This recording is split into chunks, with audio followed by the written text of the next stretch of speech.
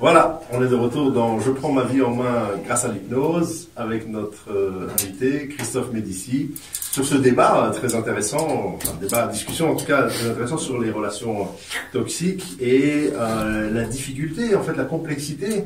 C'est compliqué quand même de gérer ça. Comment est-ce qu'on peut approcher donc une relation toxique entre un employé et son employeur, entre un parent et son enfant, dans un couple? Comment est-ce qu'on peut gérer cette difficulté, cette complexité, ce malaise que l'on a, et qui peut être à sens unique en fait, parce que ça peut n'être que dans un sens, des fois dans les deux sens, mais en général c'est dans un sens. Prenons la première proposition que vous faites, Shlomi, c'est-à-dire la relation au travail. Il y a énormément de relations toxiques au travail. J'avais écrit un livre à la suite des suicides chez Orange France Télécom qui s'appelait Le Management Noir. Le sous-titre c'était La souffrance au travail, ça suffit. Pour nos amis auditeurs, il faut savoir que selon l'Institut de veille sanitaire, les nombres de maladies liées au stress ont augmenté de 50% ces 5 dernières années. Le burn-out est en passe de devenir le mal du siècle. Le nombre de suicides sur le lieu de travail a augmenté selon le Bureau international du travail de 37% ces 5 dernières années. Enfin bref, l'OMS l'a dit, il y a une crise sanitaire au travail. C'est pas rien. C'est lié aux relations toxiques. Et moi, la thèse que je pose, et c'est mon combat depuis 10 ans, c'est pour ça que j'ai fondé mon centre de formation, c'est pour ça que je forme à la haute qualité relationnelle, c'est de dire que ça passe aussi par des messages. Et des messages, c'est la communication inter- et intrapersonnelle. Et ça devrait être, à mon sens, un savoir fondamental aussi important que lire, écrire et compter et enseigner dès l'école. Ouais. Et comme ça ne l'est pas, la vérité, c'est pour ça que les gens viennent dans vos cabinets ou viennent faire des formations. Chez moi, dans mon centre de formation, c'est-à-dire qu'on les envoie au casse-pipe. Prenons un manager toxique.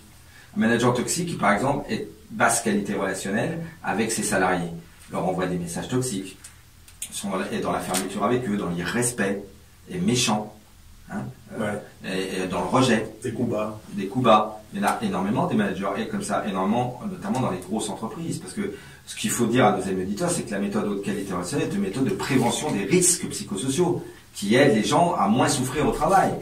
Une méthode pour la QVT, la qualité de vie au travail. Pourquoi n'y a-t-il pas dans certaines boîtes de la qualité de vie au travail? Justement, on est au cœur de notre sujet de cet après-midi à cause de certaines relations toxiques. Alors, vous savez, il y a un livre que tout le monde lisait à la fin des années 2000, un livre du plus grand professeur de management aux États-Unis, qui s'appelle Robert Sutton. Il avait écrit un livre dont le titre est très drôle, ça va faire rire tout le monde, et le livre était devenu un best-seller à la FNAC et partout, ça s'appelait Objectif Zéro Sale Con. Et alors le sous-titre, c'était génial, c'était aux éditions Hubert. Maintenant, il est en poche, je conseille à tous nos éditeurs de lire ce livre. Il faisait le CTSC dans le livre, le coût total des sales cons. Il montrait que dans une boîte aux États-Unis de 1000 salariés, des sales cons qui mettent en place des relations toxiques, des comportements toxiques, c'était $1 million par an que ça coûtait. En arrêt maladie, en démotivation, en tout ce que vous voulez. Eh bien, dans Objectif Zéro Sale Con, Robert Sutton disait, si on veut qu'une entreprise aille mieux, mais virons les sales cons des entreprises. Mais c'est très très difficile parce que c'est très difficile. Ces gens-là sont au pouvoir et ont. Alors j'ai rencontré récemment 2 personnes dont l'une est fonctionnaire dans un ministère ici à Paris et qui a pris la place, une certaine place, donc cette personne a pris une certaine place, et puis son boss, son patron, continue à donner le travail à celle qui l'a remplacée. Et c'est complètement, elle devient folle. Le problème, et c'est pas où je vais l'apprendre, Shlomi, mais le problème de l'humain, c'est qu'il joue beaucoup au jeu du ranking, c'est-à-dire la hiérarchisation. Chez l'humain, il y a la pulsion de Polémos, c'est la passion de détruire, comme dirait Wilhelm Reich. C'est un très beau livre d'ailleurs d'Erich Fromm, La passion de détruire. Et donc, l'humain, il a envie, pour certains, d'être dans des jeux de pouvoir sûrs, pas pouvoir pur, pas pouvoir pour, pardonnez-moi, pas pouvoir pour, qui est une des phases de la pièce du pouvoir, mais pouvoir sûr.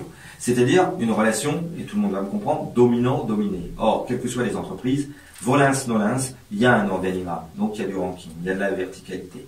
Et l'humain, il est fait d'une façon telle, pour certains, pas pour tous, qu'il n'a pas une dimension uniquement de linking, c'est-à-dire d'horizontalité, ce qu'on aime vous et moi, c'est-à-dire un autre homme ou un autre homme, et tous les hommes se valent, il est dans le ranking. Je veux être au-dessus de toi, je veux plus que toi, je veux mieux que toi, je veux être avant toi, je veux plus que toi.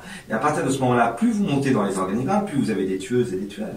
Plus vous avez des gens qui sont... Exactement. Et plus vous avez des gens qui ne sont pas des sages.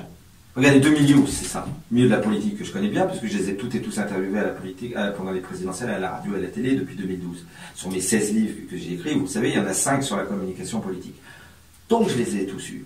Voilà un certain profil de personnes toxiques, je peux vous dire, parce qu'il y a une sacrée kyrielle et propension de pervers et de pervers narcissiques dans la politique. Ils sont quasiment tous dans le pouvoir sûr dans la politique, puisqu'ils veulent tous être qui les députés, qui le baron local, qui plus loin le ministre ou le président. Donc à partir de là, il joue au ranking. Et vous connaissez Clausewitz qui avait dit si joliment dans l'art de la guerre, toute guerre et la politique continuent pour d'autres moyens. Un jour, Alexandre Adler, qui, comme vous, pour qui j'ai une énorme admiration, il avait inversé la phrase et il avait dit la politique, c'est la guerre continue par d'autres moyens. Or, cette passion-là de ranking de l'humain, c'est ça aussi. Donc, vous avez vu, dans mon livre sur les personnes toxiques chez Dangle, il y a 10 pages sur les dégâts du ranking. Moi, je suis comme vous. J'aimerais quand les hommes vivront d'amour, mais on voulait ça dès la maternelle. Puis vous comme moi, les premiers jours, on est rentré dans l'école maternelle, parce que les personnes aussi, on les a croisées dès les premiers jours de récréation à la maternelle. Hein. Et puis toi, tu dis, tu vas être mon copain, et puis boum, tu prends une claque, puis toi, t'en prends deux, puis t'en prends trois, tu rentres à la maison le soir, ton père dit, t'en prends, ben maison, hein. C'est déjà ça, la personne toxique, hein. C'est dès la première journée de récréation dans la cour de maternelle, le ranking, il est là, hein. Le petit boss de la cour de récréation, le petit chef de la classe, hein.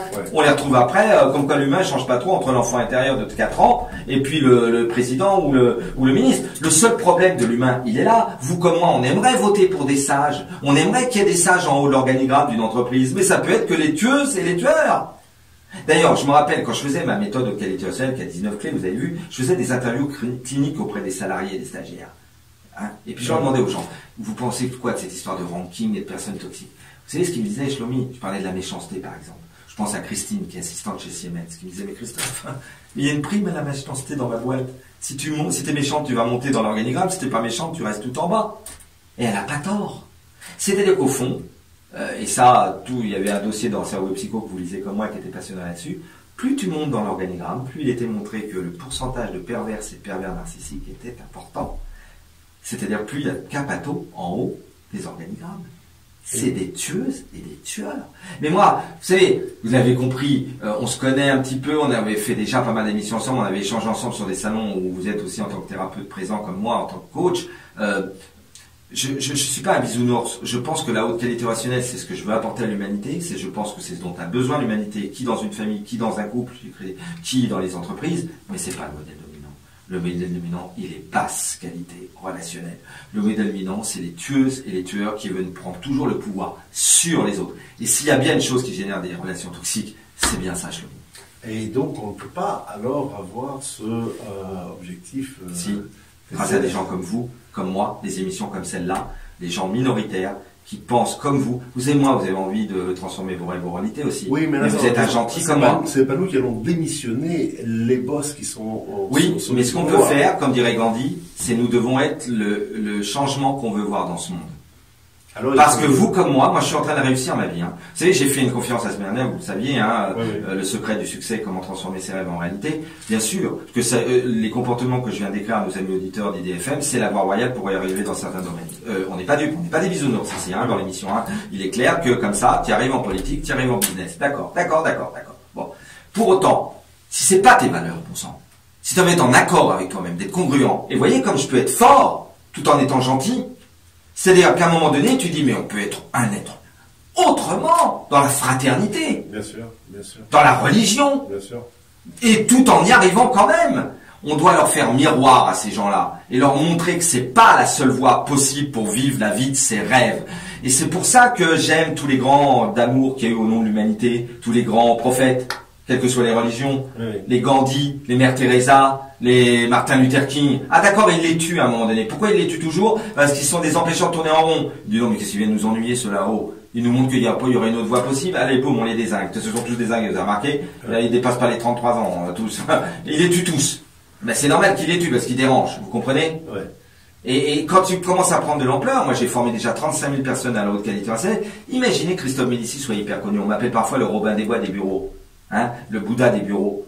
Mais si moi je commençais à avoir pas 35 000 stagiaires depuis 10 ans, mais 350 000 ou 3 500 000, et puis je mettrai jamais les doigts dans la politique, parce que c'est là quand tu commences à mettre les doigts dans la sec de feu à eux, alors là, ils te tuent, il faut être puissance 10, puissance 1000, parce que là tu viens en plus sur leur terrain. Tant que t'es pas dans leur monde, faites vos bêtises de développement personnel, de bien-être, c'est des conneries, tout ça. Nous, on est dans les hard skills, on parle politique, on parle finance, on parle géopolitique. Ça, c'est du sérieux, mon pote, c'est du yang, c'est du masculin. Vos trucs, là, c'est des trucs pour gonzesse, ça. La thérapie, le développement personnel, c'est des trucs pour nana, ça. On en a rien à faire, bande d'abrutis, va. Mais alors, il faudrait aller dans la politique, justement. Non. Moi, j'irai jamais, je vous dis non, pas parce en tant que coach. Non, mais j'ai un atavisme familial. Mon grand-père était un héros national, élu, premier résistant de France.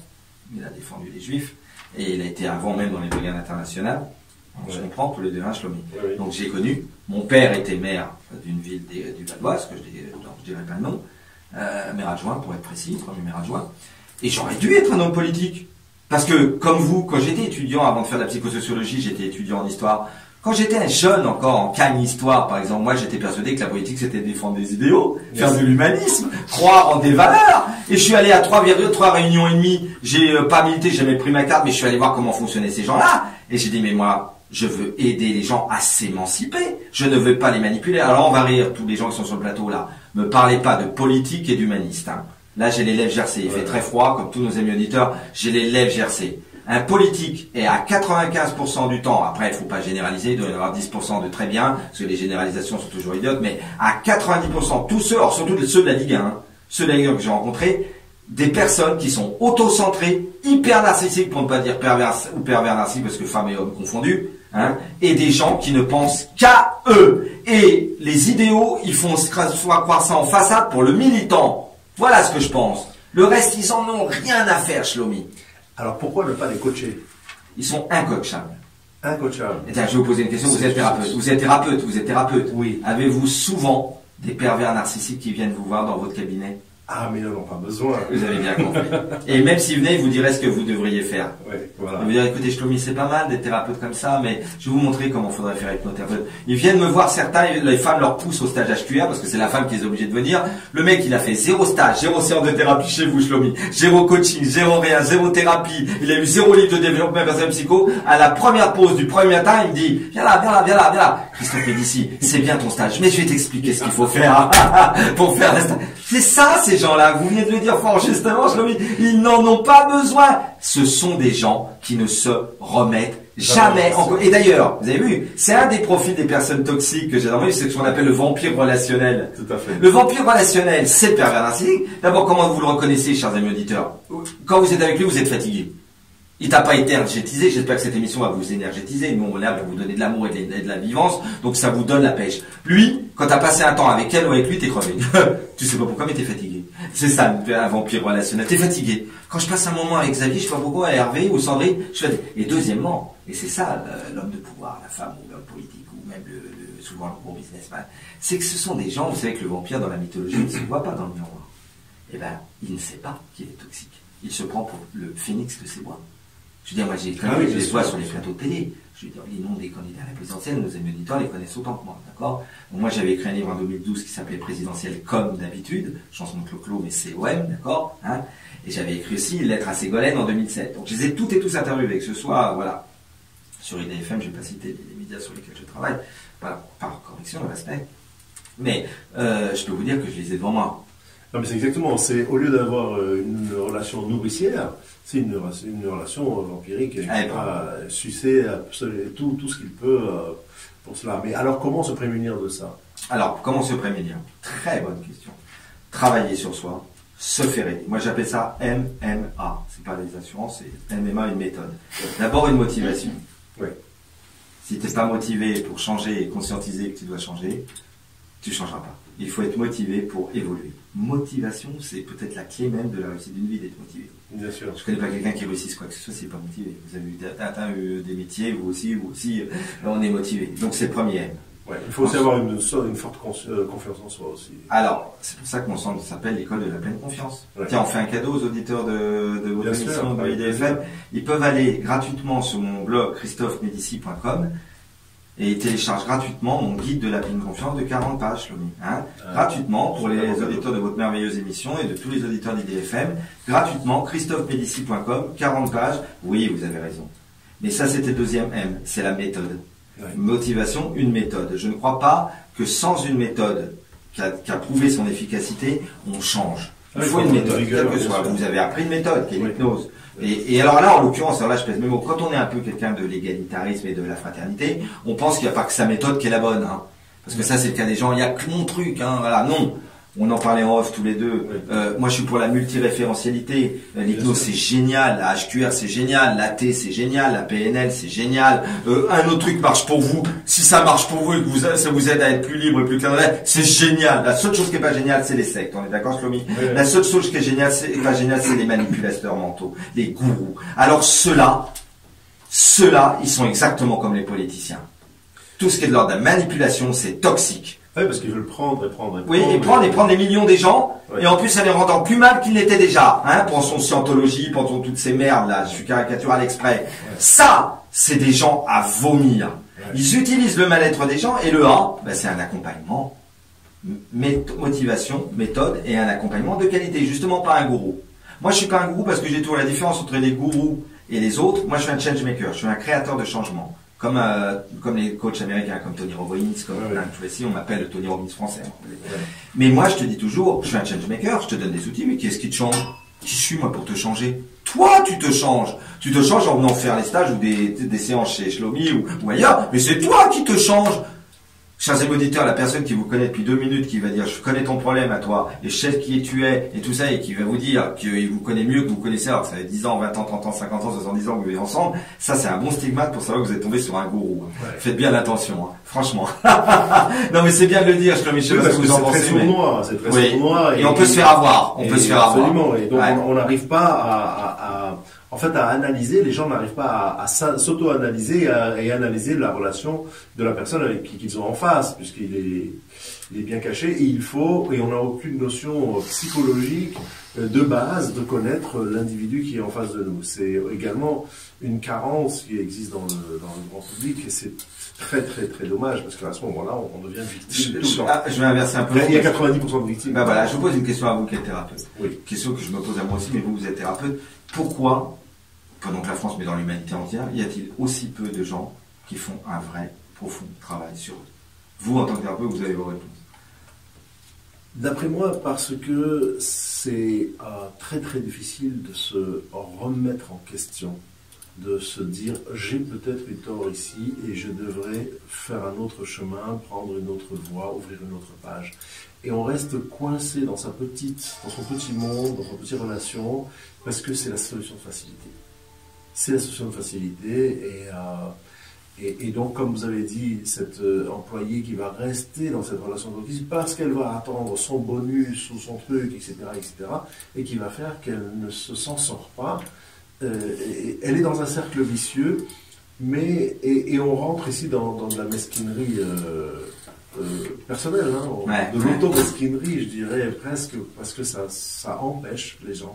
J'aime beaucoup votre réponse, parce qu'à mon avis, elle est fort juste. Je rajouterais ce que disait Jung. Et Jung disait que pourquoi y a-t-il aussi peu de gens qui font un travail sur eux?